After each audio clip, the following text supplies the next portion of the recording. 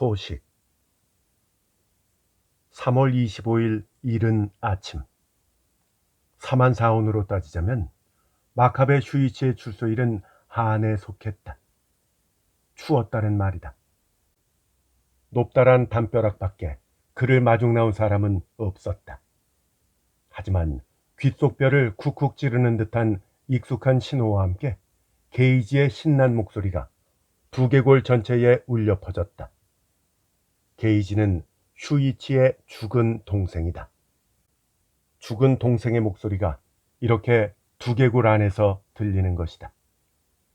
슈이치 형, 출소 축하해. 먼저 보호 관찰관을 찾아가야 되겠지? 게이지의 목소리다. 아니.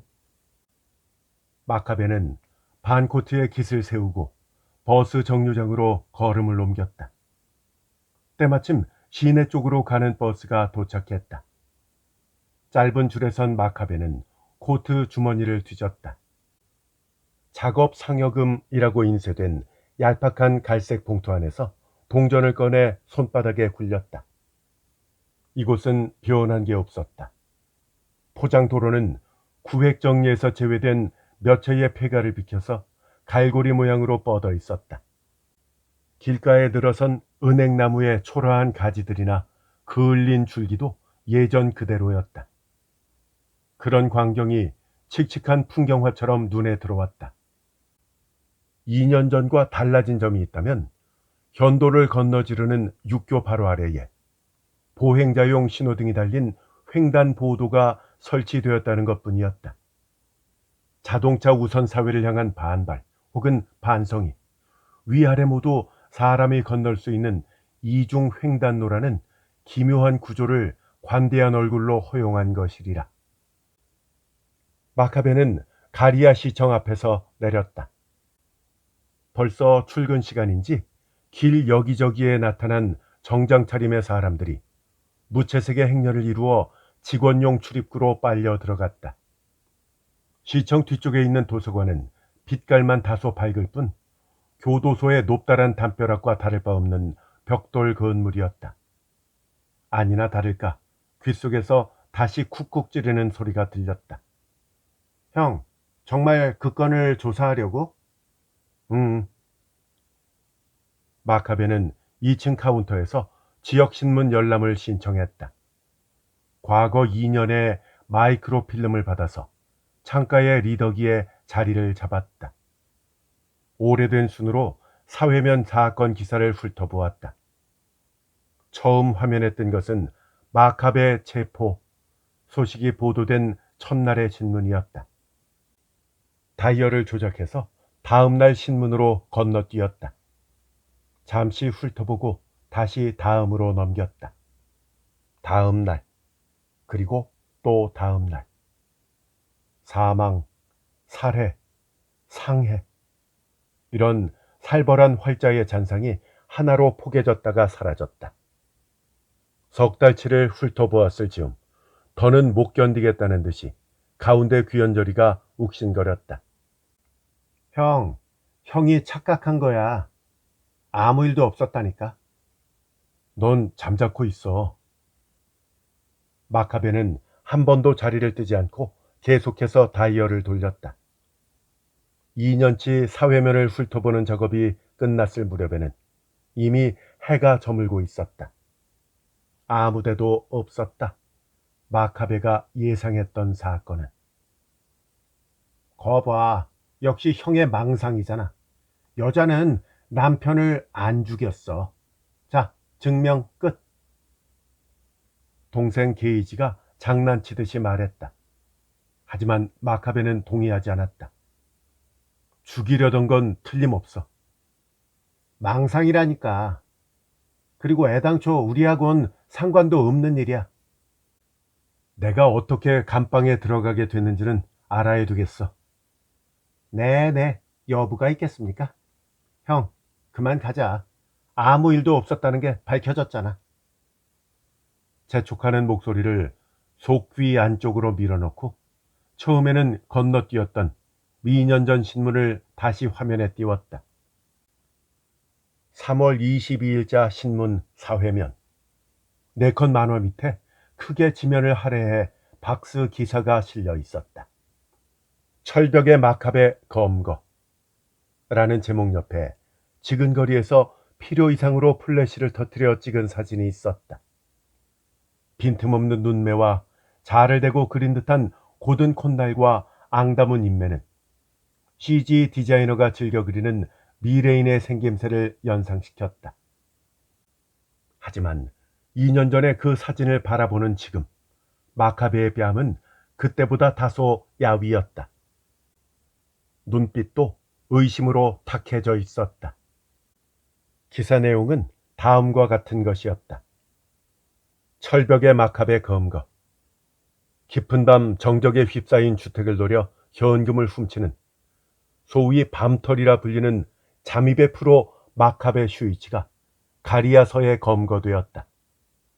그는 32살로 거주 불명의 무직이다.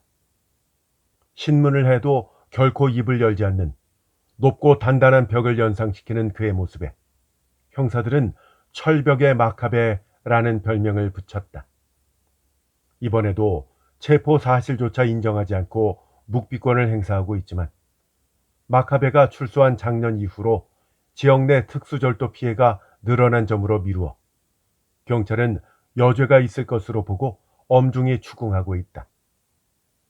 경찰에 따르면 마카베는 20일 오전 2시께 가리야시 오이시초에 있는 회사원 이나무라 미치오 씨의 집 서쪽 세시 창문을 드라이브로 파손해서 침입했다.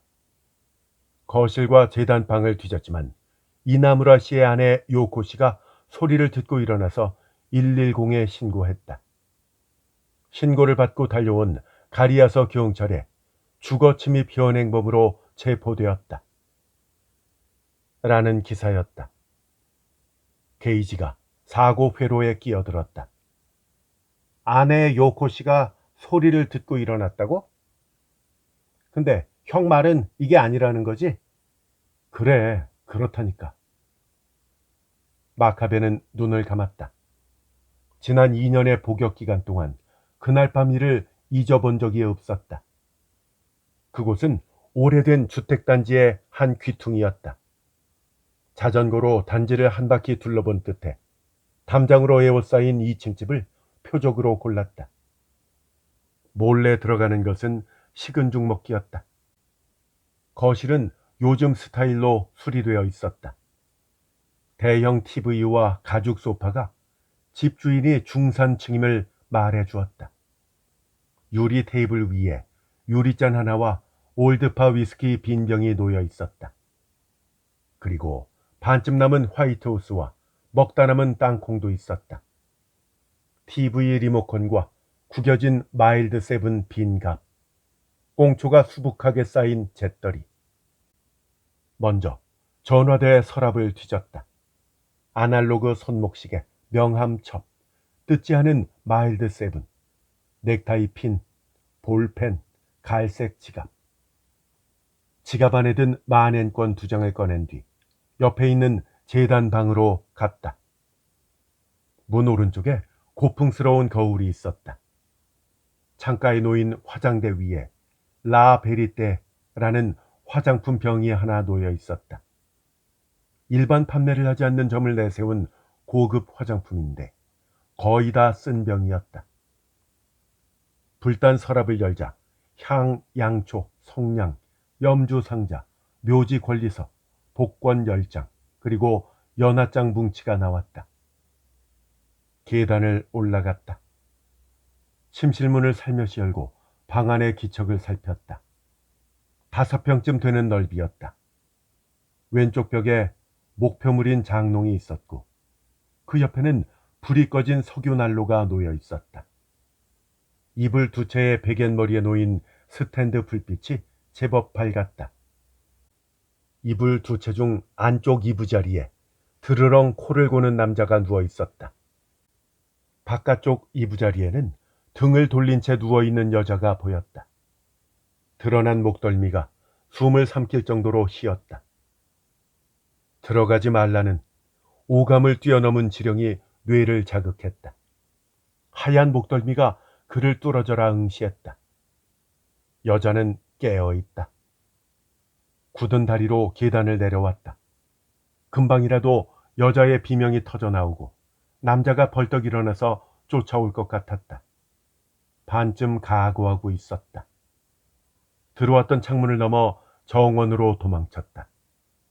차고에 있던 크라운 차량 그늘에 몸을 숨기고 2층을 살폈다. 불은 켜지지 않았고 비명도 들리지 않았다. 다가온 자전거는 뒷골목에 있었다. 담 옆으로 난 좁은 길을 따라 뒷골목으로 향했다. 그런데 담을 넘은 바로 그때 자동차 전조등이 온몸을 비췄다. 브레이크 소리, 돌아가는 빨간 등, 발소리, 그리고 형사들의 고함 소리. 이렇게 회상을 하고 있는 동안 도서관 2층은 쥐 죽은 듯 조용했다. 몇 번을 다시 생각해도 결론은 하나였다. 여자는 처음부터 깨어 있었다. 남편을 죽이려는 계획을 가슴에 품고 미동도 없이 이불 속에서 숨 죽이고 있었던 것이다. 게이지, 가자.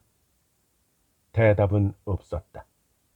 게이지는 혼자 박스 기사의 뒷부분을 읽고 있었다.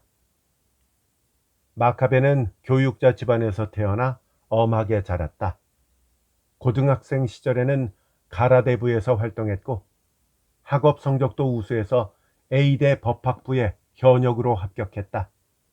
하지만 재수생이었던 쌍둥이 동생이 빈집털이를 거듭해서 경찰에 쫓기는 몸이 되자 이를 비관한 어머니가 홧김에 집에 불을 질러서 동생과 동반 자살을 했다. 아내와 아들을 구해내려던 아버지도 화마에 휩싸여 죽었다.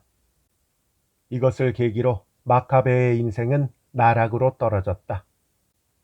상해 사건을 일으켜 대학에서 쫓겨났고 그 뒤로 일정한 직업 없이 지냈다. 게이지는 여기까지 읽었다. 도서관 밖으로 나오자 바람이 불고 있었다. 아득한 능선에 들이온 낙조를 찌르레기 떼가 뒤덮었다. 마카베는 골목에 있는 노점에서 다코야키를 포장 주문했다. 형, 이제 어디 갈라고? 게이지가 풀 죽은 목소리로 말했다. 경찰한테 가야지. 발신기권을 확인하려고. 그것뿐이야? 아니, 여자 얘기도 묻고. 그럼 그렇지. 관심 없으면 넌 끝날 때까지 내 머릿속에서 잠이나 자. 현청 동남쪽 국도변, 현도를 지키는 가리아선은 벌써 당직 태세에 들어가 있었다. 현관 옆에 무료한 표정을 한 제복경찰이 서 있었다.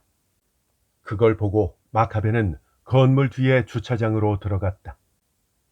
피의자 압송용 외부 계단을 따라 올라가 철문을 열었다. 담배 연기가 자욱한 형사 일과에는 20명 남짓한 사복 형사들이 3355 모여 앉아서 머리를 맞대고 있었다. 마카베는 안쪽 정면에 있는 책상으로 향했다. 이봐, 소스케. 마카베가 불렀다. 그러자 뽀글뽀글 파마머리에 각진 얼굴을 한 남자가 놀란 기색도 없이 돌아보았다. 같은 과의 젊은 형사 2명이 놀란 표정으로 마카베를 보았다. 요시카와 소스케는 파마머리를 극적거리며 무표정한 얼굴로 일어났다. 그리고 마카베의 어깨를 껴안고 젊은 형사들에게 등을 돌리더니 짓죽인 목소리로 귓가에 속삭였다. 내 이름 한 번만 더 불러봐. 아주 목뼈를 부러뜨려 놓을 테니까. 여전하군. 그는 우락부락한 외모와 약삭빠른 머리로 초등학교 시절부터 가리아 혼마치 일대를 주름잡던 골목대장이었다. 친구들을 거느리고 슈퍼마켓에서 좀도둑질을 할 때면 마카베와 게이지에게는 항상 망보는 역을 맡겼었다. 자, 이거 먹어. 마카베가 가져온 다코야키를 내밀자 요시카와 소스케는 마카베의 어깨를 껴안은 채 뒤돌아서 딴 사람처럼 싱글거리면서 출소 인사차 왔대 하고 후배 형사들에게 말했다. 하지만 다음 순간에는 다시 억센 손으로 마카베의 몸을 앞으로 돌리더니 칸막이가 있는 안쪽 소파로 데려갔다. 야, 네 발로 여길 들어오면 어쩌자는 거야? 마부치네는 요새 실적이 바닥이라서 아주 똥줄이 탄다고. 널 보면 당장 잡아 넣으려고 할걸? 당사자인 마부치 아키노부의 도깨비 같은 얼굴이 대각선상에 놓인 소파에서 이쪽을 살피고 있었다. 절독의 계장인 마부치는 요시카와와 계급도 같고 자리도 나란히 붙어 있었다. 일선 경찰서는 어디나 그렇듯이 각 반끼리의 실적 경쟁이 고륙 상쟁이라 할 만큼 치열했던 까닭에 유명한 도둑의 출소는 새로운 진흙탕 싸움의 불씨가 될 법했다. 더구나 다음 달은 절도사범 집중 단속의 달이었다. 근데 무슨 일이야? 나 시간 길게 못 낸다. 아직 이야기도 시작하지 않았는데 요시카와는 다리를 떨기 시작했다. 마카베는 입가에 미소를 지으며 말했다. 너 마부치 걱정도 좋지만 네 실적은 어떤데? 날 표적으로 삼을 생각은 없는 거야? 참, 너 무슨 낯짝으로 또 그딴 소리를 하는 거냐? 이 썩을 놈. 묵비권이 어쩌고 저쩌고 하면서 내 얼굴에다 똥칠을 당해놓고. 그때 얘기 좀 해봐. 뭐라고? 2년 전 그 오이시 단지 사건 말이야. 요시카와의 표정이 진지해졌다. 이제 와서 그건 왜? 110에 신고가 들어왔을 때 너 어디 있었냐? 뭐라고? 그게 무슨 질문이야? 이나무라의 아내가 110에 신고했잖아. 그렇지? 그래. 그러니까 우리가 출동했지. 근데 아무리 그래도 너무 일찍 도착했다는 생각이 안 들어? 말귀를 못 알아먹는 놈이구만. 전에도 말했잖아. 그때 우연히 근처에서 순찰 중이었다고. 때마침 110 무선이 들어와서. 내 자전거에 누가 장난질을 해놨던데 아닌가? 그러자 요시카와의 낯빛이 달라졌다. 이번 옥살이로 얻은 유일한 수확은 마이크로 발신기에 관한 정보였다. 지방경찰에서도 비밀리에 예산이 편성돼서 본부는 물론이고 일선 경찰서에도 배치되었다는 이야기를 감방 동기에게 들었다. 내 자전거에 달아놓은 그걸로 내가 오이시 단지에 들어간 걸 알게 됐겠지. 근처에서 잠복하고 있는데 이나무라의 집에서 신고가 들어왔고 말이야. 내 말이 틀려? 허튼 소리 집어쳐. 장난질은 무슨. 난 그딴 거 모른다고. 요시카와는 딱 잡아떼더니 캥기는 것이 없다는 투로 덧붙였다. 그런 게 있으면 당연히 써야지. 쓰레기 같은 좀도둑들을 잡아들이기 위해서라면 수단 방법 안 가리는 법이야. 그래, 알았어. 기억해둘게. 가리아서 형사 일과에도 발신기가 배치되었다. 틀림없는 사실 같았다. 마카베는 요시카와를 보며 말했다. 하나만 더 물을게. 내가 빵에 들어가고 나서 이나무라의 집에 별일 없었니? 이나무라의 집에 별일 없었냐? 근데 그게 왜 궁금한데? 있었어, 없었어? 요시카와는 의아스러운 얼굴로 마카베를 바라보더니 무언가 생각난 듯이 씩 웃었다. 그 집도 너 때문에 재수 온 붙은 거지. 네가 다녀간 지 고작 닷새 만에 또 털렸어. 또 털렸다고? 수법이 뭔데? 초저녁 털이. 지금 마부친에서 쫓는 놈이야. 또 그 밖에 다른 일은 없었어? 그게 무슨 소리야? 그러니까 그 초저녁 털이 말고 또 다른 소동은 없었냐 이 말이야. 이봐, 뭘 쑤시고 다니는지는 모르겠지만 다 헛수고야. 이제 없는 집이니까. 그게 무슨 소리야? 털리고 나서가 더 난리였다고. 반년도 안 지나서 남편이 빚보증으로 집안 살림 다 날리고 마누라하고도 갈라서서 여기까지 말을 했는데 바로 그때 칸막이 옆에서 한 젊은 형사가 얼굴을 내밀었다. 그리고는 계장님 전화 왔어요 라고 알렸다. 마카베는 알았다며 일어나는 요시카와를 붙잡았다. 이나무라의 아내는 지금 어디 있어? 그걸 내가 어떻게 알아? 요시카와의 거구를 바라보고 있는데 그때 귓속에서 소리가 들렸다. 죽은 동생 게이지가 웃음을 참는 소리였다. 이혼했구나. 그래, 그런 것 같네. 죽은 사람하고 이혼하진 않았을 테니까 남편은 살아있다는 거네.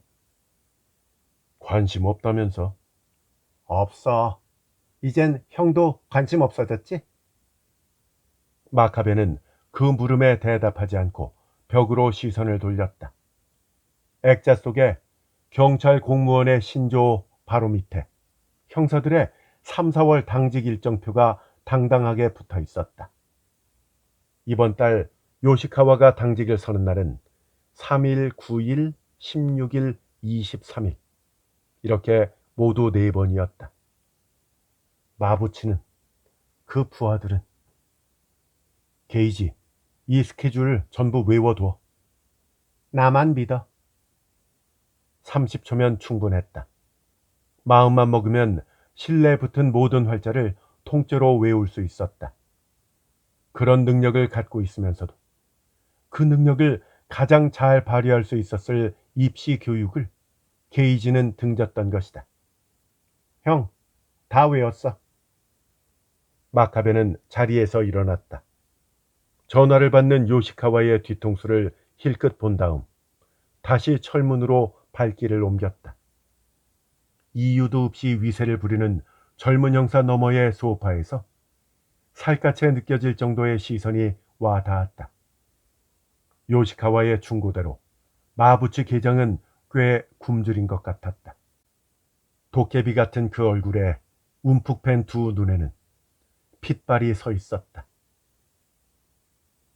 마카베는 가리아 혼마 지역에서 게노 전철을 타고 한정거장을 지나 후나도에서 내렸다.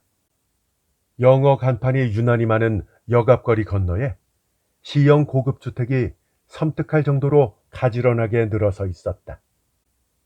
마카베는 걸음을 재촉했다. 형, 어디 가는 거야? 마요주미를 만나야 되겠어. 마요주미? 아, 그 초저녁 털이 말이야? 이나무라 건을 계속 조사하려고 그러는 거야? 그래. 어둑어둑 땅거미가 내리는 초저녁에 빈집을 터는 전문 털이범. 마부치가 점찍은 빈집 털이라면 단기간에 여러 집을 터는 마요주미 아키오 정도가 유력한 후보였다.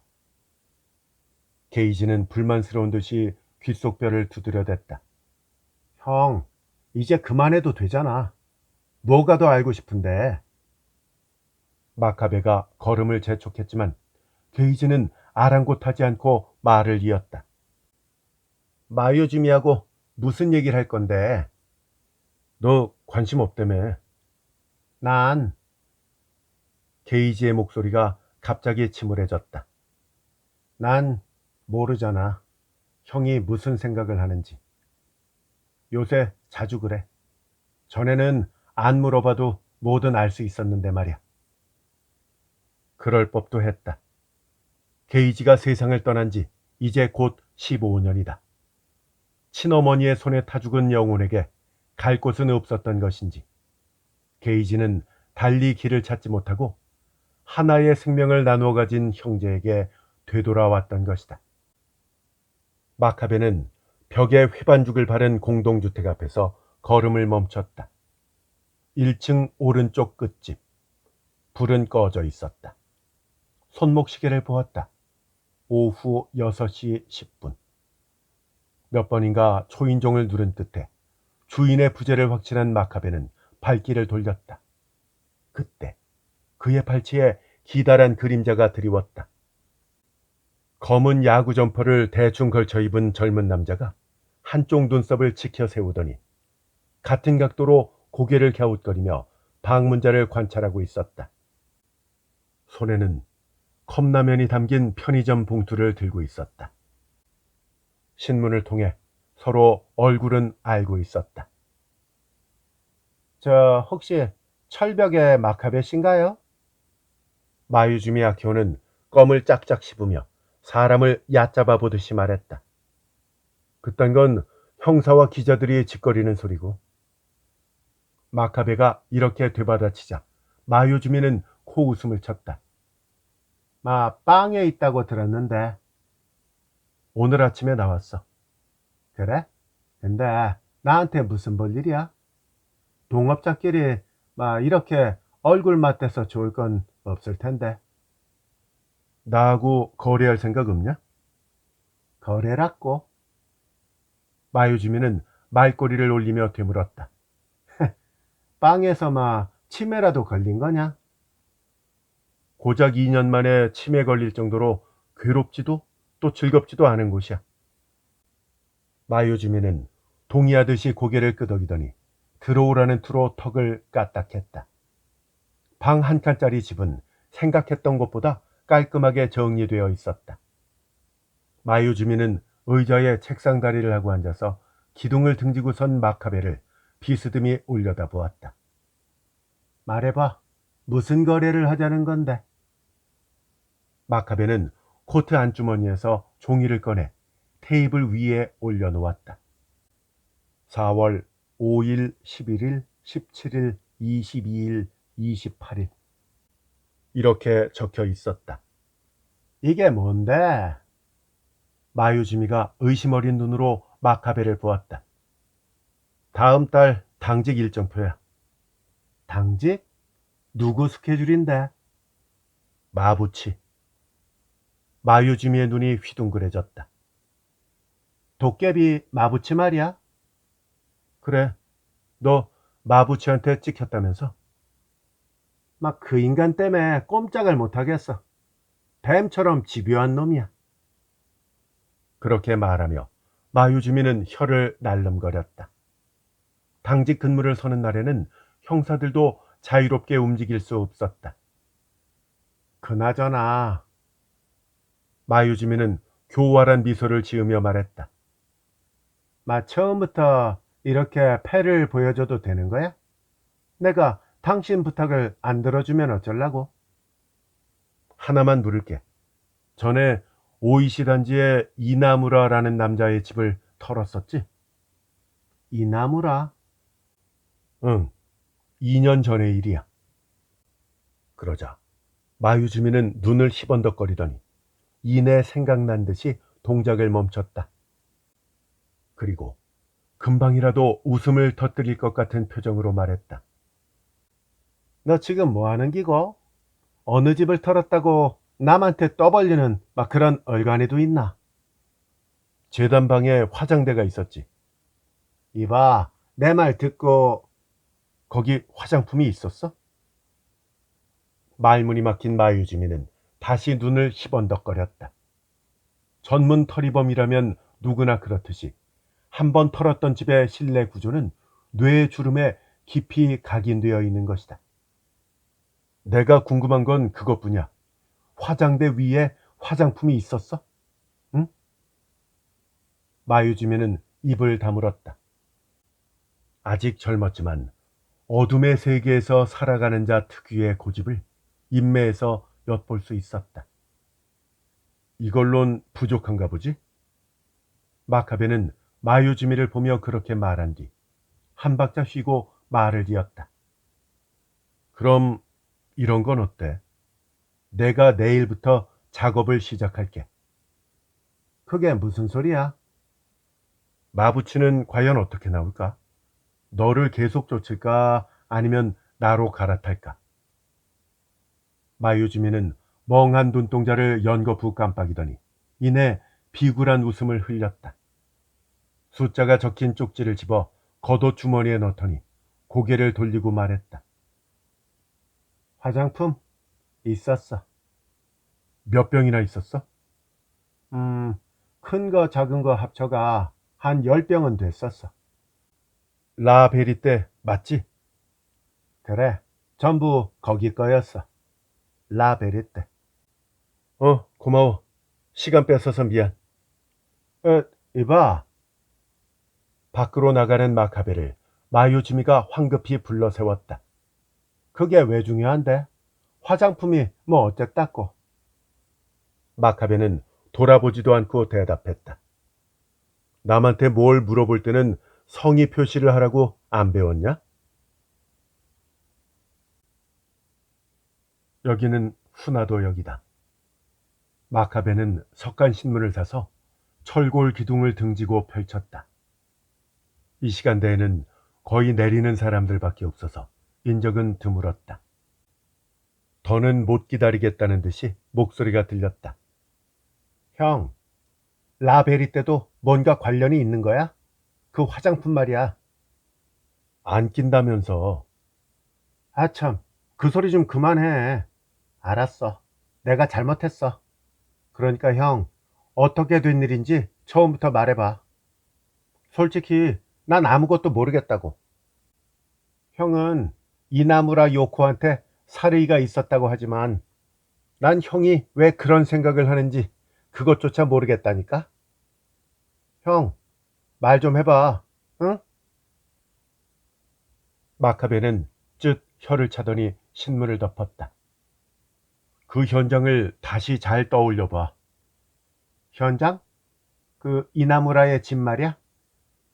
그래. 한 10초쯤 지나 귓속에서 다시 목소리가 들렸다.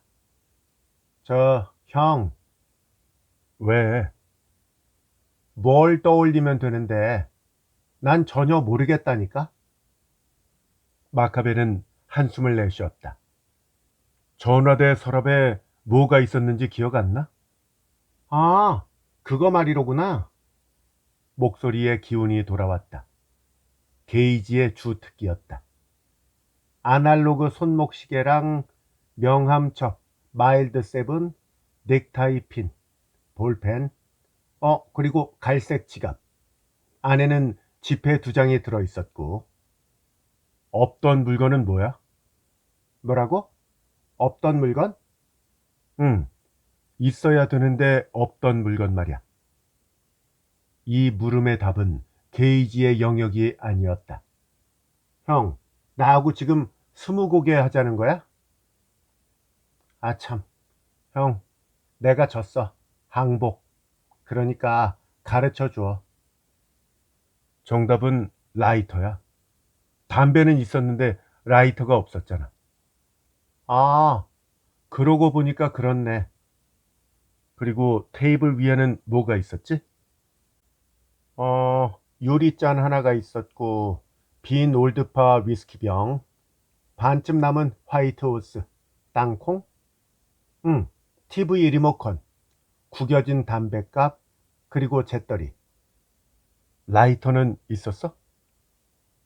라이터는 없었어. 근데 잿더리에는 꽁초가 수북했잖아.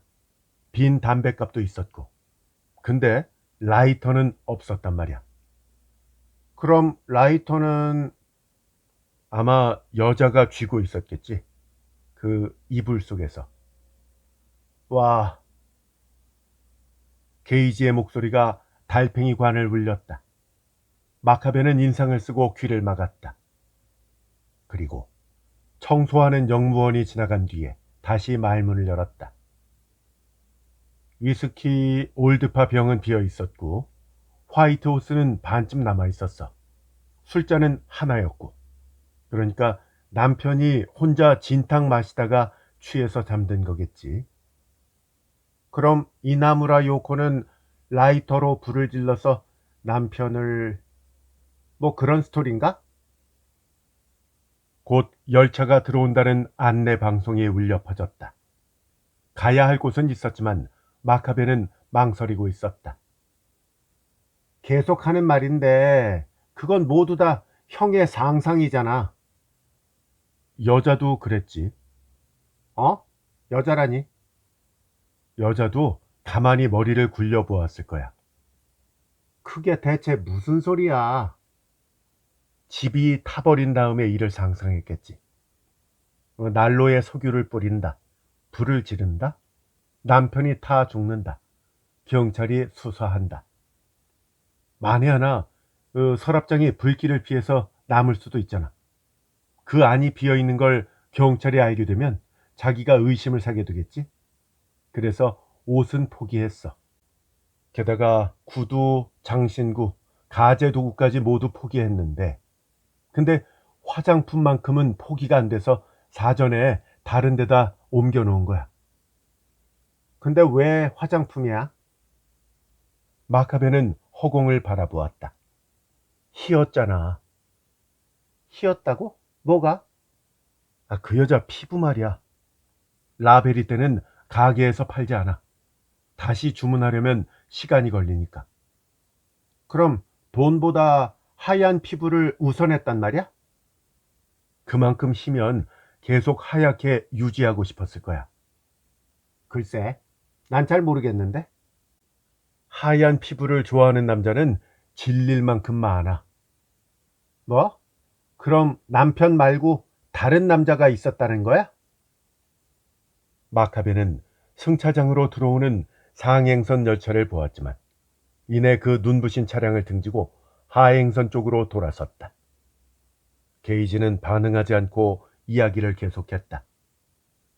그래도 난 이나무라 요코에게 살의는 없었다고 생각해.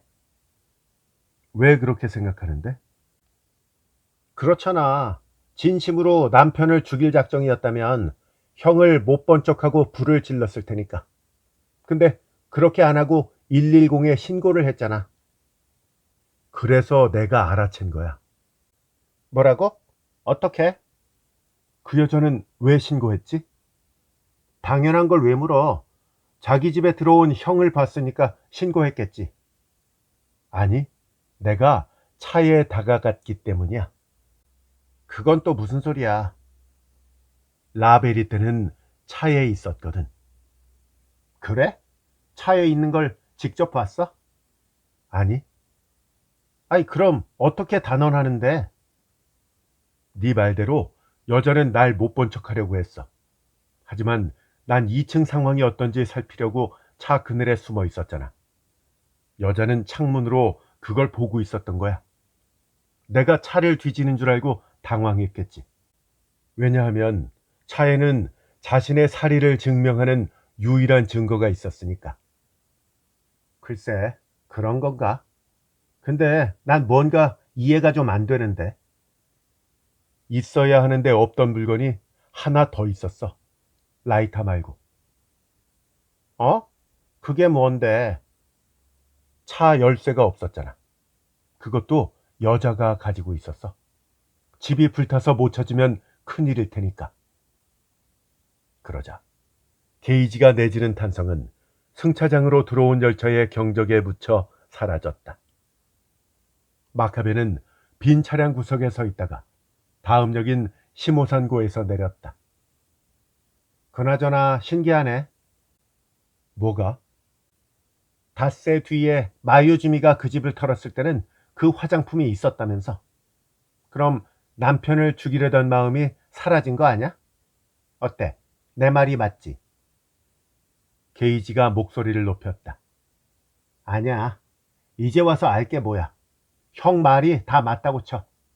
그러니까 이나무라 요코는 남편을 죽이려고 깨어 있었다고 하자고. 그리고 형이 차를 뒤지는 줄 알고 황급히 110에 신고를 했고. 그렇다고 치자. 응? 경찰이 발신기를 붙여놓았던 것도 알았으니까 이제 형이 체포된 내막은 밝혀진 거잖아. 결국 살인은 일어나지 않았고 그 부부는 갈라섰으니까 이제 우리하고는 아무 상관도 없는 거야. 난 왠지 꺼림칙해서 그래. 그 집하고 엮이는 거. 형이 점점 멀어지는 것 같아서.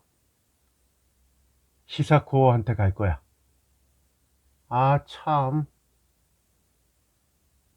어두운 골목 막다른 곳. 2층 높이의 후쿠주장이 보였다. 그럴 줄 알았다. 게이지는 한숨을 흘리더니 기척을 지웠다. 마카베는 녹슨 철제 계단을 올라갔다. 왼쪽 끝집 안자이라는 플라스틱 명패가 보였다. 중지마디로 문을 두드렸지만 대답이 없었다. 다시 두드렸다. 조금 지나 살짝 열린 문틈으로 안자이 히사코의 창백한 왼쪽 얼굴이 모습을 드러냈다. 두드리지 마. 혼자야? 마카베는 체념한 표정으로 연신 고개를 끄덕이는 히사코의 어깨를 스치고 들어가 차가운 바닥을 밟았다. 소꿉놀이처럼 비좁은 부엌 안쪽에 4평 남짓한 방이 보였다. 파란 카펫과 연보라색 커튼은 2년 전 그대로였다. 싸구려 전등은 머리보다 낮은 데까지 내려와 있었다. 접이식 테이블에는 새것 같은 어린이집 통원 수첩이 쌓여 있었고 침대 옆에는 색색의 종이꽃과 잎, 학 이렇게 적힌 모조지가 있었다. 히사코는 남의 집에 온 사람처럼 우두커니 선 채 불안한 듯이 실내를 돌아보더니 눈을 맞추지 않고 물었다. 언제 나왔어? 오늘 아침에. 그랬구나. 난 몰랐어. 괜찮아. 저 커피 마실래? 나중에. 지금 탈게. 마카베는 황급히 부엌으로 도망치는 히사코의 손목을 잡았다.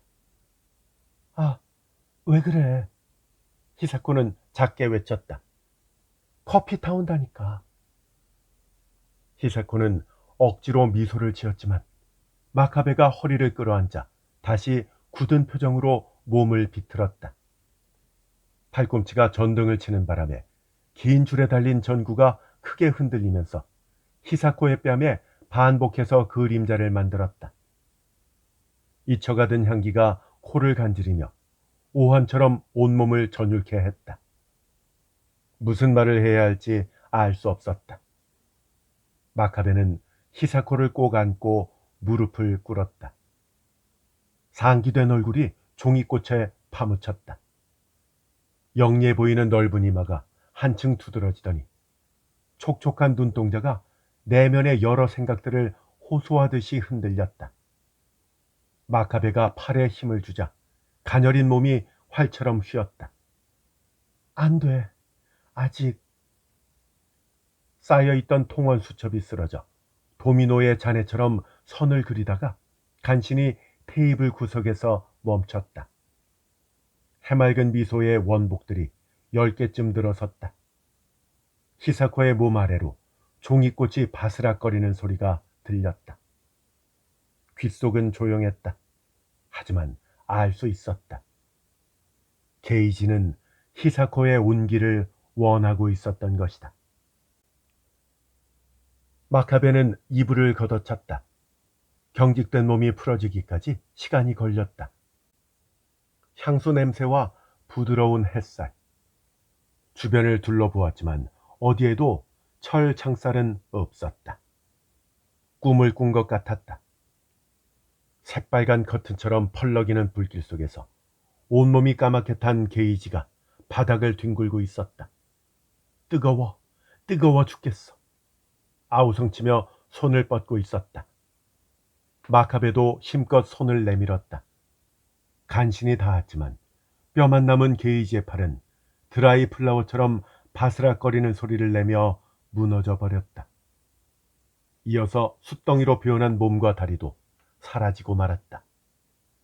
이제 남은 것은 눈과 입뿐이었지만 그 상태에서도 뜨거워, 뜨거워서 죽을 것 같아 라고 호소했다. 한때는 밤마다 꾸었던 꿈인 까닭에 정말 오늘 아침에 그 꿈을 꾸었는지는 잘 모르겠다. 분명한 건 간수의 기상 소리에 벌떡 일어났다는 사실이었다. 시계바늘은 9시를 가리켰다. 히사코는 없었고 종이꽃과 모조지도 거짓말처럼 모습을 감췄다. 테이블 위에 랩을 씌운 햄 샌드위치가 있었지만 따로 메시지를 남기지 않은 걸로 보아서 히사코가 마카베와의 관계를 고민하고 있다는 걸 알 수 있었다. 어젯밤 두 사람은 하나가 되지 못했다. 망설이는 마음은 히사코보다 오히려 마카베 쪽이 더 큰 것이다. 귓속은 아직도 잠잠했다. 마카베도 굳이 말을 걸지 않았다.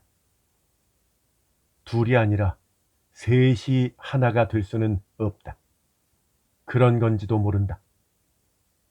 마카베는 옷을 걸치지 않고 화장실로 가서 찬물로 머리까지 씻은 뒤 채비를 하고 집을 나서 철제 계단을 내려갔다. 짙은 녹색 자전거는 건물 뒷뜰에 있었다.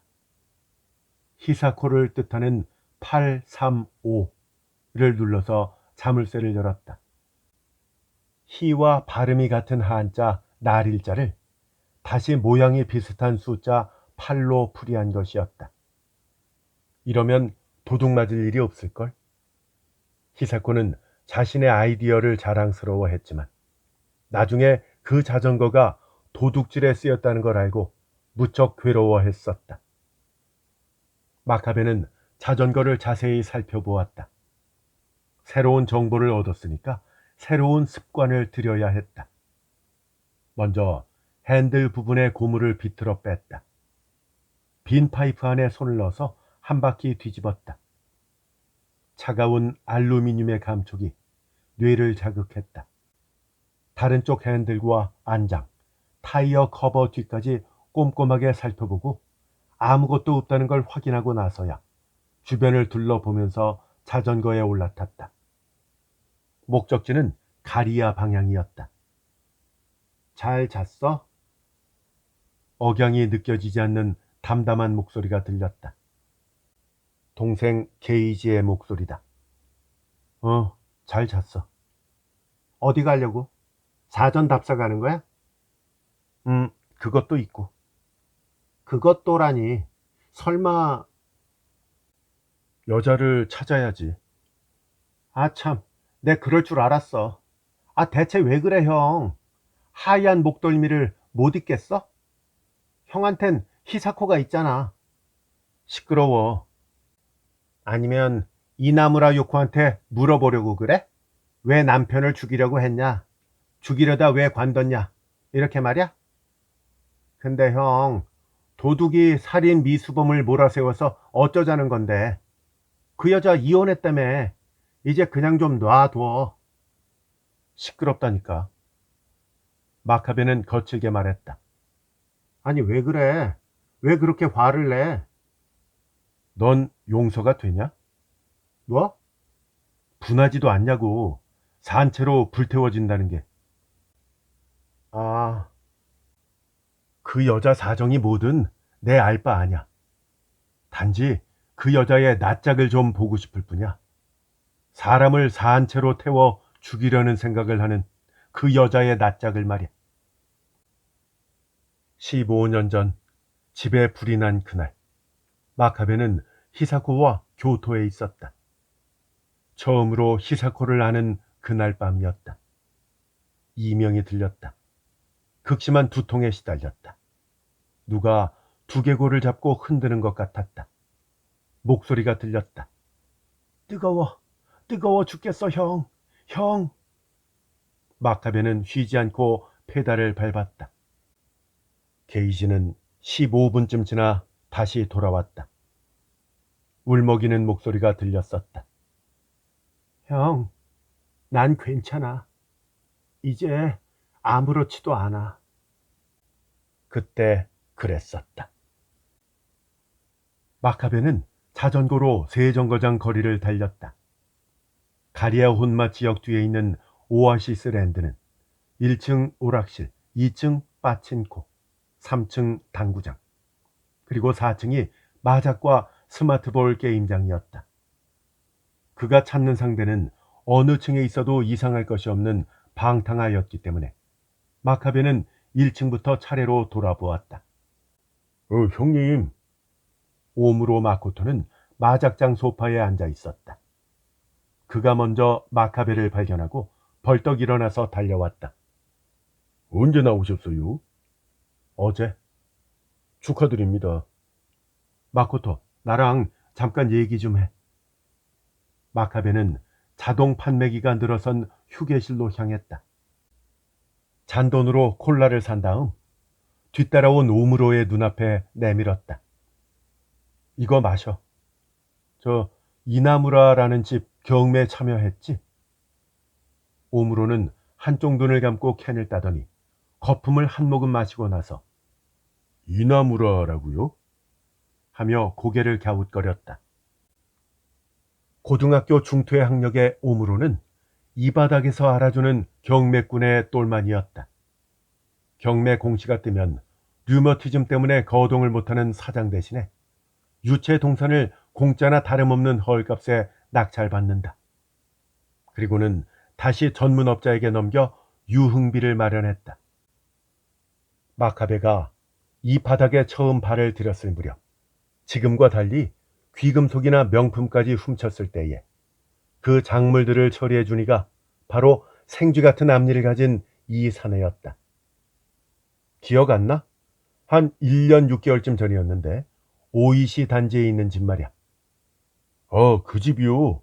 갔죠. 갔어요. 오므로는 알겠다는 듯이 소리치더니 이내 미간을 찌푸리며 역광에 그늘진 갸름한 얼굴을 들여다보았다. 그 집, 형님이 붙잡힌 집 아니에요? 맞아. 알아요, 그 집. 그 집 여자가 아주 죽여졌죠. 피부가 하얘가지고. 안다니 잘 됐네. 나 지금 그 여자를 찾고 있거든. 에? 그 여자 어디 있는지 알아? 잘 모르는데요. 근데요, 형님, 그 여자하고는 얽히지 않는 게 좋아요. 오므로는 웬일로 진지한 표정을 지으며 말했다. 그 여자요, 아주 요물이에요. 아주 위험한 여자라고요. 시노키 다스요시. 처음 듣는 이름이었다. 간사이게 야쿠자로 180cm의 훤칠한 키에 아르마니 정장을 빼입고 인터넷 채팅 사이트나 폰팅을 즐기는 주부들을 꾀서 약에 중독시켜 노예로 만들었다. 그리고 남편에게 알리겠다고 협박해서 돈을 뜯어냈다. 돈 나올 구석이 없는 여자들에게는 매춘을 시킨다고 했다. 그런 시노키가 이나무라 요코의 유체동산 경매에 끼어들었다고 한다. 주인은 바로 손 뗐어요. 다른 업자들도 그랬고요. 아니, 어느 누가 야쿠자하고 얽히고 싶겠어요. 그래서 그 물건은 그 시노키 다스요시 그놈이 전부 낙찰받아 갔어요. 단돈 8만 엔에. 마카베는 말없이 고개를 끄덕였다. 가죽 소파, 대형 TV, 고급 유리 테이블. 제값을 주고 샀으면 100만 엔은 거뜬히 넘었을 가재 도구를 헐값에 사들였다. 원칙적으로 채무자 본인은 경매에 참가할 수 없으니까 시노키가 대신 나선 것이리라. 그렇게까지 싸고 도는 걸 보면 시노키는 이나무라 요코를 상품이 아니라 자기 여자로 생각하고 있는 것일지도 모른다. 가리아서의 야마네가 시노키한테 눈독을 들였었는데 결국 잘 안 됐어요. 형사 이과의 야마네 마코토, 분명 요시카와의 동기였다. 괜찮은 여잔디 아깝게 됐어요. 변태 야쿠자한테 찍혀가지고. 자업자득이지. 뭐 틀린 말은 아닌데요. 그 남편도 문제가 많았어요. 술 좋아하고 노름에 미쳐가지고. 그러다 파산해서 재산은 죄다 경매에 넘어갔어요. 그 경매에 참가했기 때문일까? 오므로는 이나무라 부부의 사정에도 밝았다. 이나무라 미치오는 비디오 대여점을 개업한다는 지인의 보증을 섰는데 그 지인은 여러 사람한테서 돈을 빌려서 자취를 감췄다. 하필 그때 일하던 무역회사에서 명예퇴직을 당한 이나무라는 더욱더 술에 빠져서 급한 불조차 끄지 못했다. 하지만 집이 강제 집행으로 넘어갔다는 요시카와의 이야기와는 달리 자가가 아니라 임대라서 법원의 압류 명령은 가재 도구와 자동차 등 유체 동산에 한정되었다. 아내 요코와 이혼한 것은 경매가 끝난 직후였다고 한다. 둘 사이에 애도 없었잖아요. 바로 도장 찍고 나가버렸대요. 세간살이도 자기한테 있겠다. 뭐 아쉬울 게 있겠어요? 지금쯤 어딘가에서 잘 먹고 잘 살겠죠. 용달은 어디서 했어? 그 야쿠자 시노키가 자기 똘마니를 데려와서 가져갔어요. 아, 근데 형님, 정말로 그 여자 찾으려고 하시는 거예요? 얽혀서 좋을 게 없다니까요. 뭐 그냥 얼굴만 보려는 거야. 그런 거면 제가 알려드릴게요. 한 1년쯤 전에 그 여자를 봤거든요. 한밤중에 웨스트 거리에서요. 물장사 하는 거야, 그럼? 그런 거 같았어요. 올림머리를 하니까 제법 근사한 가게 마담처럼 보이더라고요. 어느 가게인지 혹시 알아? 알아볼게요. 산고에 사는 친구가 그 근처에서 빗길을 하거든요. 오므로는 탐정 같은 표정을 짓더니 산고라는 말에 생각났는지 생쥐처럼 앞니를 드러내며 장난스레 웃었다. 히히, 저, 그나저나 잘 있쥬? 누가? 시침이 떼시긴 저 보조개가 귀여운 어린이집 선생님 있잖아요. 그 말을 듣고 마카베는 아직 히사코의 보조개를 보지 못했다는 사실을 깨달았다. 어젯밤 웃는 얼굴을 몇 번 보기는 했지만 진심에서 우러난 웃음이 아니었던 것이다. 오므로와 헤어져 계단을 내려가려던 찰나 게이지가 기다렸다는 듯이 말했다. 하얀 피부를 좋아하는 게 야쿠자였구나. 마카베는 자전거에 올라탔다. 역 서쪽에 있는 신흥주택가로 향했다. 사전 답사 가는 거야? 그래. 마유즈미하고 한 약속 지키려고? 응, 그것도 그렇고. 이제 다 털어버린 거야? 형, 나 이나무라 요코의 얼굴을 보기도 전에 동기를 먼저 알아버린 것 같아. 그래? 동기가 뭔데? 보험금을 노린 살인이었겠지. 야쿠자가 여자를 꼬드긴 거고. 그럴 수도 있겠네. 마카베는 대답하며 주변 주택을 둘러보았다. 담장 높이, 집 외벽의 굴곡, 개는 있는지 없는지. 야쿠자가 죽이라고 협박했을지도 몰라. 그렇다면 다른 의문이 생기는데? 그게 뭔데? 야쿠자에게 협박을 당했는데도 그 여자는 남편을 죽이지 않았잖아. 왜 그랬을까? 어, 듣고 보니까 그렇네. 이유가 뭘까? 게이지, 너 이제 와서 관심이 생긴 거야? 아, 아니, 그런 건 아닌데. 사실 보험금 살인만큼 쉽게 큰 돈을 만질 수 있는 건수는 없어. 여자도 아마 저지를 생각이었을 거야. 이런 솔깃한 이야기를 야쿠자가 쉽게 포기할 리 없잖아. 그러고 보니까 정말 이상하네. 형, 형은 어떻게 생각해? 야쿠자를 움직이는 건 야쿠자야. 말릴 수 있는 것도 야쿠자고. 그럼 조직이 나섰단 말이야? 이 뭔가 일이 위험한 쪽으로 흘러가는데. 주택가의 지도는 대충 머리에 그려졌다. 눈에 띄는 집은 모두 5. 사전 답사를 마친 마카베는 상점가로 자전거를 돌렸다. 드라이버, 펜라이트, 테이프. 각각 다른 상점에서 물건들을 샀다. 이제 어쩌려고? 이나무라 요코는 안 찾아? 오무로한테 연락이 올 때까지 기다릴 거야? 야, 너 오늘 왜 이렇게 협조적이냐? 아, 그런 거 아니라니까. 근데 형은 이나무라 요코의 얼굴만 보면 된다며? 그래.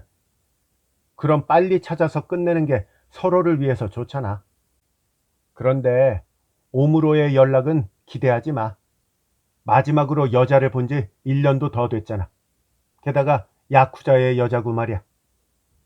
마카베는 고개를 끄덕였다. 물장사에서 끝났을 리가 없다. 더 밑바닥으로 추락했을 것이다. 아직 이 지역에 있는지도 의심스러웠다. 먼저 시노키가 어디 있는지 거기까지 말하다가 마카베는 페달에서 발을 뗐다. 형, 왜 그래? 마카베는 자전거 핸들을 뚫어지게 바라보았다. 핸들 부분에 고무가 어긋나 있었다. 1mm, 아니 그 절반. 이런 젠장, 또 당했어. 언제 건드린 것일까? 생각하고 말고 할 것도 없었다. 오아시스 랜드에서 오므로와 이야기하는 틈에 단 것이다. 아 진짜 짜증나네. 보나마나 소스케지시겠지 뭐. 마이크로 발신기를 내가 말한 그 다음날 또 설치할 정도로 그런 바보는 아냐. 그래? 소스케가 아니라면 그럼 누굴까?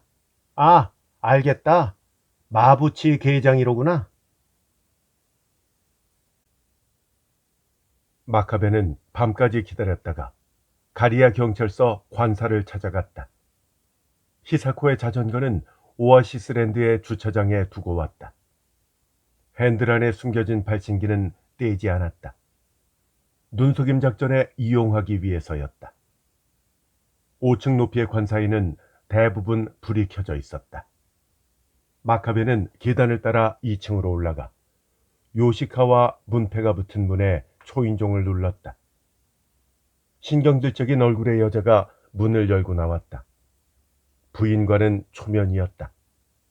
마카베라고 하면 알 거라고 말하자 목소리를 들었는지 안에서 잠옷 차림의 요시카와가 나왔다. 딱히 경계하는 기색 없이 수건으로 머리를 털며 나왔지만 이틀 연속으로 찾아온 걸 보고 의아해하는 눈치였다. 이젠 집까지 찾아오냐? 대체 무슨 꿍꿍이야?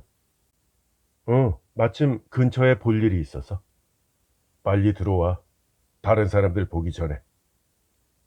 거실에는 사방에 아이의 상장과 서툰 그림이 다닥다닥 붙어 있었다. 달력도 아이가 직접 만든 듯 누구 생일, 학원 가는 날 이런 것들이 색색의 매직으로 적혀 있었다.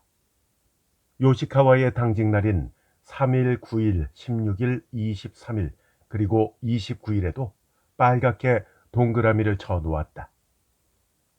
탁자에는 B5 크기의 공문이 펼쳐져 있었다.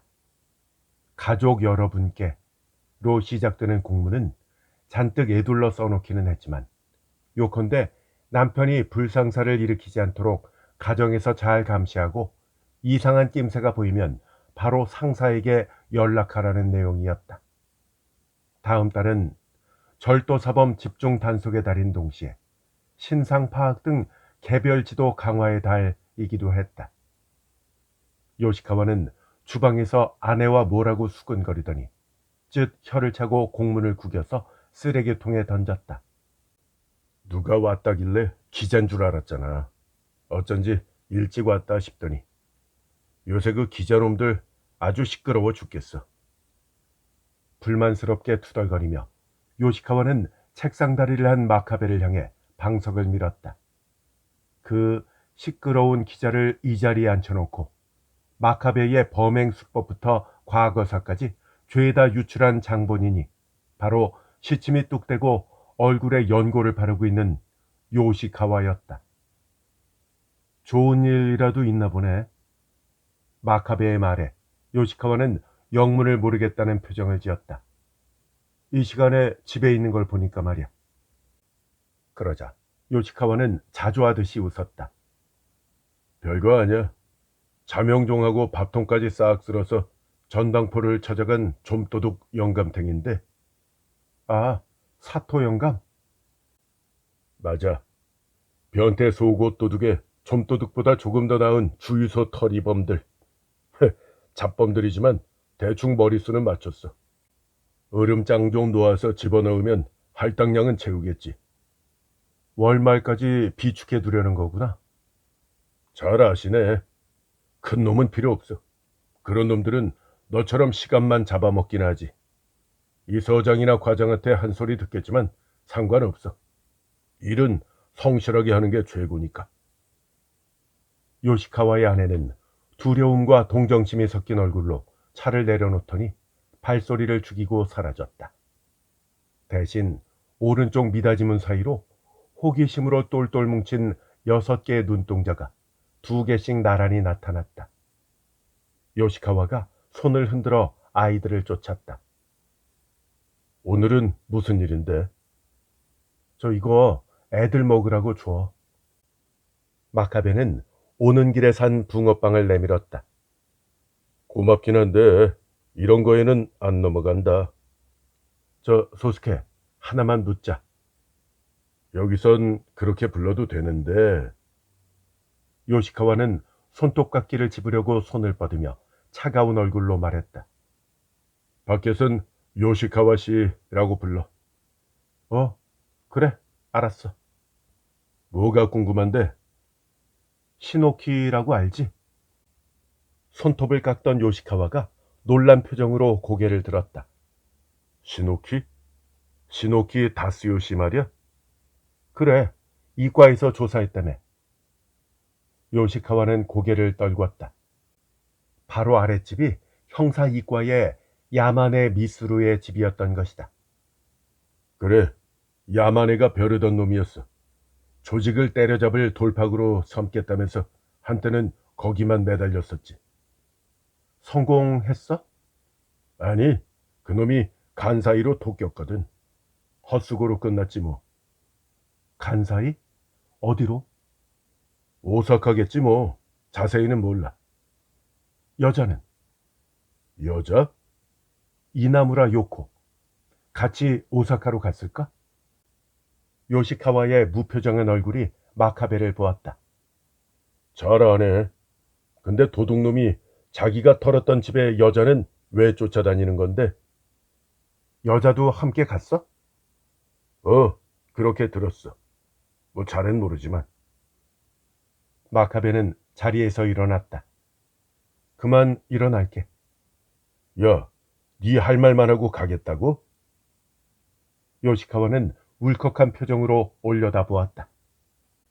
하지만 집에 돌아와서 잠옷으로 갈아입은 형사들은 너나 할 것 없이 고양이처럼 얌전해지는 법이었다. 잠깐만, 어젯밤엔 어디 있었어? 생활관에서 잤어? 아니. 아니라고? 그럼 산고에 있었나? 용케 들여보내줬네. 그 선생.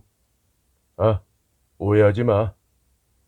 요시카와는 그렇게 말하더니 고개를 숙이며 소리 죽여 속삭였다. 사실 네가 부러울 때가 있어. 나도 부모님하고 마누라 이 자식들만 없으면 너처럼 하고 싶은 대로 하고 살아보고 싶다니까. 얼굴에서는 진심이 느껴졌지만 아늑한 공기에 젖은 어깨는 패기 없이 충들어져 있었다. 그런 소리는 술자리에서나 해. 마카베는 관사를 나왔다. 빠른 걸음으로 계단을 내려가다가 순간 걸음을 멈췄다. 뭔가 본 것 같았다. 아니, 분명 뭔가를 봤다. 형, 왜 그래?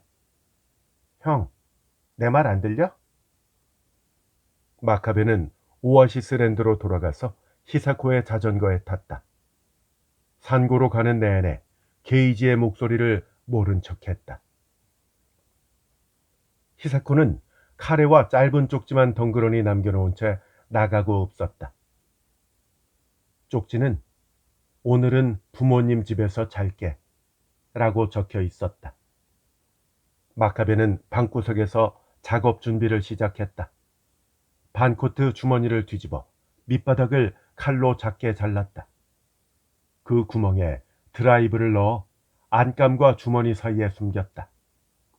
투명 매니큐어를 10손가락 지문에 발랐다. 손바닥에도 넓게 펴 발라서 장문을 없앴다. 복귀 전이네. 게이지가 한숨 섞인 목소리로 말했다. 마유주미하고 한 약속 같은 건 그냥 모른 척하지 그래. 응? 형. 먹고는 살아야지.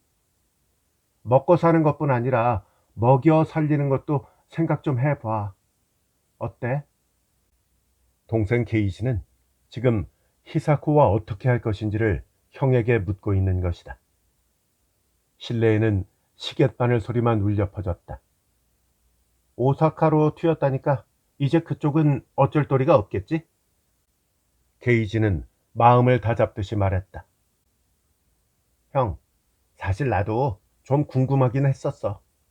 왜 이나무라 요코가 남편을 죽이지 않았는지 말이야. 아, 참. 또 아무 말도 안 하네. 아까부터 대답도 안 하고. 무슨 생각해? 어, 이제야 답이 보여. 어? 정말? 어떤 답인데? 나한테도 좀 알려줘. 아, 왜 말을 안 해? 아직도 생각 중이야? 그래. 게이지는 땅이 꺼져라 한숨을 내쉬었다. 형, 그럼 일에 집중해. 경찰한테 찍혔잖아. 히사코의 자전거는 시타산고역 뒤에 레저 사우나 쉐도에 버리고 왔다. 전파상으로는 마카베가 그곳에서 밤을 보냈다고 기록되었을 것이다.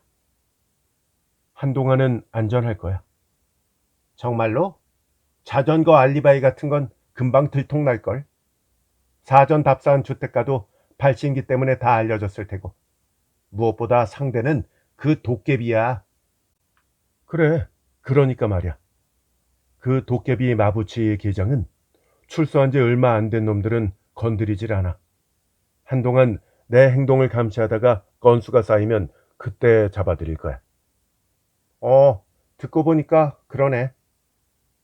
그때 전화벨이 울렸다. 매니큐어는 말랐지만 마카베는 수화기를 들지 않았다. 히사코의 탁한 목소리가 정중히 부재를 알리며 메시지를 남겨줄 것을 부탁했다. 삐 소리가 들렸다. 몇 초간의 침묵 끝에 전화는 끊어졌다. 아마도 히사코의 전화일 것이다. 마카베는 자리에서 일어났다. 벽에 걸린 달력이 눈에 들어왔다. 25. 어제 날짜에 빨간 동그라미가 쳐져 있었다. 보호 관찰관에게 정보를 얻은 것인가? 어찌 되었던 히사코는 마카베의 출소일을 알고 있었다. 마카베는 집을 나서서 계단을 내려갔다. 역 앞에서 가져온 회색 자전거에 올라탔다. 빨간 동그라미가 망막에 남아 있었다.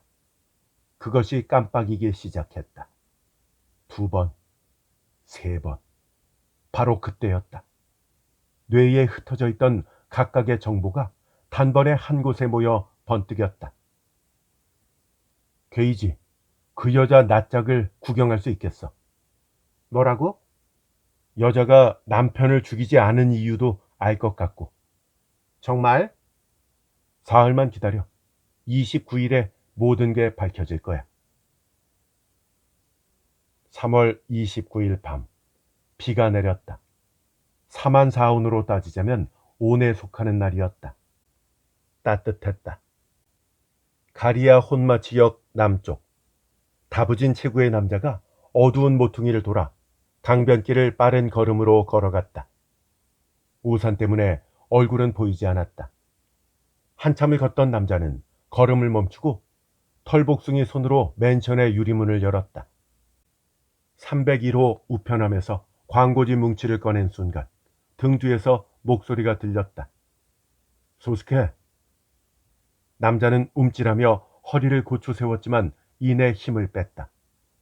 바깥에선 그렇게 부르지 말랬지. 파마머리의 남자는 험악한 목소리로 말하더니 천천히 뒤돌았다. 사정을 파악한 얼굴과 얼굴이 서로 마주 보았다. 따라와. 턱을 까딱해서 바깥을 가리키며 마카베는 발길을 돌렸다. 형사를 미행하다니 무슨 똥배짱이야? 요시카와는 접었던 우산을 짜증스레 다시 펼치고 공원으로 들어서는 마카베의 뒤를 따랐다. 쭉 뻗은 가지가 비를 피하기에는 제격인 벚나무 아래서 두 남자는 다시 마주 보았다. 마카베는 한두 걸음 거리를 좁힌 뒤에 말했다. 언제부터 301호가 오사카가 된 거야? 잘도 맞췄네. 요시카와는 쓴웃음을 지었다. 시선은 마카베의 어깨 너머 맨션 3층을 올려다보고 있었다. 모퉁이 집이었다. 창문에 불은 꺼져 있었다. 나만 아는 줄 알았는데 마카베의 말에 요시카와는 고개를 돌렸다. 너만 알다니, 뭘? 그날 밤 여자는 남편을 죽이려고 했어. 털러 들어간 나만 그 사실을 아는 줄 알았거든. 그랬구나. 뭐 실제로는 아니었지만 나도 그걸 알 수 있는 입장이었어. 네 범행을 입증하려고 애 좀 썼거든. 집 안팎부터 자동차까지 쥐잡듯이 뒤졌었지. 라이터와 화장품? 그래, 다른 형사라면 분명히 놓쳤을 거야. 뭐야, 칭찬이야? 너무 과대평가하진 마. 그 여자 말이야, 겁먹은 눈이었어. 내가 뭘 물어도 눈을 마주치지 않았어. 이 바닥에서 오래 구르다 보니까 절로 감이 오더군. 뭔가 캥기는 구석이 있는 거지. 그래서 진득하게 조사하기로 했었어. 그 피부가 흰 여자를 안고 싶었던 건 아니고? 정답이야. 조사하다 보니까 그 야쿠자 시노키가 뒤에 있다는 걸 알게 됐지. 그래서 여자를 경찰서로 불러다가 추궁했어. 혹시 딴 남자와 짜고 남편을 죽이려 했던 게 아니냐? 이렇게 말이야. 여자가 형사한테 찍힌 걸 알고 시노키는 발을 뺐고, 맞아, 딱 그래. 칭찬하려면 그 점을 칭찬해. 저 이과 녀석들을 부추겨서 시노키를 오사카로 쫓아냈어. 그리고 물론 살인도 미연에 방지했지. 이거 표창감 아니냐? 야쿠자를 막을 수 있는 건 야쿠자 조직이다. 하지만 하나 더 있었다. 야쿠자를 마음대로 주무를 수 있는 강력한 조직. 시노키가 떠난 자리를 네가 차지했구나. 머리 아주 잘 굴렸네. 그렇지. 아주 멋진 계획이었어. 요시카와는 남일처럼 말하더니 이내 감정을 죽인 눈빛으로 마카베를 보았다. 그러면 어쩔 건데? 감찰관한테 찌르려고? 경찰 내부 일은 관심 없어. 그렇겠지. 그럼 요시카와는 한동안 생각에 잠긴 표정을 짓더니 속내를 털어놓았다. 이런 건 어때? 앞으로 널 모른 척 해줄게. 다른 과의 정보도 흘려줄 거고. 대신에 이번 일은 잊어. 어때? 관심 없다고 했잖아. 좋아. 그럼 거래 끝난 거다. 3층 모퉁이 집에 불이 켜졌다. 그 모습을 올려다보는 요시카와의 입가에 미소가 번졌다. 부모님도 마누라도 자식 새끼들도 모두 죽은 사람이 됐네. 그렇게 비꼬지 마. 너도 마음껏 즐기면서 살잖아. 난 그에 비하면 아주 약과야. 한 달에 한 번뿐인 일탈이니까. 그제야 깨달았는지 요시카와는 마카베를 빤히 바라보았다. 근데 너 오늘 올 줄 어떻게 알았냐? 달력에 빨간 동그라미가 하나 더 있던데? 뭐라고? 네 사무실에 붙어있던 당직 일정표에는 29일은 비어 있었거든. 헤, 그거였구만. 야, 정말 방심할 수 없는 놈이네. 좀도둑으로 썩히기 아까울 정도야. 모퉁이 집 창문에 걸린 커튼이 흔들렸다. 여자의 실루엣이 비쳤다. 요시카와는 혀를 날름거렸다. 그럼 난 간다. 이봐 소스케, 여자한테 빠져 정신 못 차리다가 마부치 계장한테 뒤통수 맞는 수가 있다. 말이 끝나기가 무섭게 요시카와는 악마 같은 얼굴로 돌아보며 마카베의 멱살을 움켜잡았다. 이름으로 부르지 말랬잖아, 이 도둑놈의 자식아. 나하고 네가 대등하다고 착각하는 건 아니지. 남들 앞에서 낯짝도 못 드는 놈이 평생 썩은 내 나는 시궁창 속에서 뒹굴라고. 알았어? 고함 소리를 들었는지 여자가 베란다 밖으로 몸을 내밀었다. 수은등이 그 얼굴을 비추었다. 불과 몇 초였지만 여자의 얼굴이 똑똑히 보였다. 새하얀 얼굴이었다. 눈도 코도 입도 전혀 인상에 남지 않는, 표정도 없고 나이조차 알 수 없는 밋밋한, 그저 하얗기만 한 여자였다. 마카베는 요시카와의 멱살을 맞잡았다. 이봐, 소스케. 외출용 넥타이가 비뚤어졌잖아. 아이, 이 자식이 진짜. 서로 한계까지 힘을 짜내던 두 사내는 서로의 몸을 밀쳤다. 이제 꺼져라. 다시는 그 면상 내 앞에 들이밀지 말라고. 알아들어? 요시카와는 그렇게 말하고 맨션 안으로 사라졌다. 마카베는 벚나무를 등진 채 팔짱을 꼈다. 빗줄기는 약해졌지만 그는 한동안 자리를 떠나지 않았다. 10분쯤 지났을까. 남색 승용차가 맨션 옆 골목에 멈췄다. 조수석에 굶주린 도깨비, 즉 마부치 계장의 얼굴이 보였다. 컴퓨터 화면을 연상시키는 푸르스름한 빛이 그 무릎가를 비추었다. 마카베는 공원 뒤에 세워놓은 자전거에 조용히 올라탔다. 어두운 골목을 가로질러 달렸다. 가운데 귀에서 들뜬 목소리가 울려 퍼졌다. 형, 이제 어떻게 될까? 뭐가? 시침이 떼지 마. 내가 못 본 줄 알아? 서로 멱살잡이 했을 때 소스케 주머니에 발신기를 슬쩍 넣었잖아. 눈속임 작전이야. 그렇게 볼 수도 있겠지만 일석이조를 노린 거지? 그나저나 소스케 참 큰일 났다. 라이벌인 나부치에게 불륜 현장을 들킬 판국이니까 말이야. 협박해서 자기 여자로 만들었으니까 그 정도 위험은 감수해야지. 하지만 이나무라 요코 입장에서는 마부치에게 들키는 게 차라리 잘된 일일지도 몰라. 응? 그게 무슨 소리야? 아, 그렇잖아. 첫 남편은 주정뱅이에다가 노름꾼. 그 다음 남자는 야쿠자. 세 번째 남자는 부패 경찰이잖아. 남자 운이 없어도 너무 없어. 근데 그 여자 그 다음도 마찬가지일 거야. 또 다른 나쁜 남자한테 걸리겠지. 그럴까? 아까 언뜻 봤을 때 무척 슬픈 표정을 짓고 있던데. 슬퍼 보였다고? 그걸 보니까 혹시 다른 남자를 만났으면 그 여자도 다른 인생을 살았을지도 모르겠다. 이런 생각이 들더라고. 게이지의 말을 듣고 마카베는 문득 히사코의 얼굴이 떠올랐다. 웃으면 보조개가 생기는 그 얼굴이. 다른 인생이 있다면 그녀는 다시 그 미소를 되찾을 수 있을까? 눈앞의 어둠이 옅어졌다. 주택가가 가까워졌다. 마카베는 페달을 밟았다. 비는 어느샌가 그쳤다. 바퀴가 가르는 공기 사이로 봄의 입자가 느껴졌다.